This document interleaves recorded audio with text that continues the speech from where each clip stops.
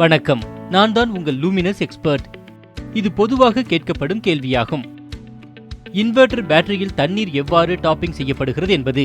பாருங்கள், இன்று நாம் தெரிந்து கொள்வோம் இன்வெர்டர் பேட்டரியில் எவ்வாறு நீர் நிரப்பப்படுகின்றது என்பதை. முதலில் நீங்கள் இன்வெர்டரின் மெயின் சுவிட்சை ஆஃப் செய்யுங்கள். பிறகு சுவிட்ச் போர்டிலும் சுவிட்சை ஆஃப் செய்யுங்கள். இன்வெர்டர் பேட்டரியில் 6 செல்கள் உள்ளன. ஒவ்வொரு செல்லிலும் ஒரு ஃப்ளோட் இண்டிகேட்டர் இருக்கும். இந்த ஃப்ளோட் இண்டிகேட்டரில் ஒரு லெவல் இண்டிகேட்டர் இருக்கும்.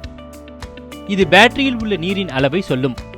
இந்த லெவல் இண்டிகேட்டருக்கு மேல் பச்சை மார்க் இருக்கும், கீழே சிவப்பு.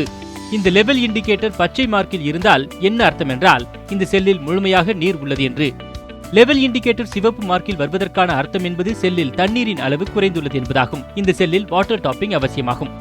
வாட்டர் டாப்பிங் செய்வதற்கு உங்களுக்கு ரப்பர் கையுறைகள் தேவை, பிளாஸ்டிக் அல்லது கிளாஸ் ஃபனல், பிளாஸ்டிக் கண்டெய்னர் மற்றும் டிஸ்டில்டு வாட்டர். நினைவில் கொள்ளுங்கள், வாட்டர் டாப்பிங் செய்யும் நேரத்தில் எந்த ஒரு மெட்டாலிக் ஜக் அல்லது ஃபனல் பயன்படுத்த வேண்டாம். இது பேட்டரி மற்றும் உங்களுக்கு அபாயகரமானதாகும். ரப்பர் கையுறைகள் அணிந்த பிறகு முதலில் ஃப்ளோட் இண்டிகேட்டரை கழற்றுங்கள். பிறகு பேட்டரி வாட்டரை பிளாஸ்டிக் ஜக்கில் ஊற்றுங்கள். பிறகு ஃபனலை பயன்படுத்தியவாறு பேட்டரியின் செல்லில் தண்ணீரை ஊற்றுங்கள். தண்ணீர் ஊற்றியதற்கு பிறகு மீண்டும் ஃப்ளோட் இண்டிகேட்டரை மூடுங்கள்.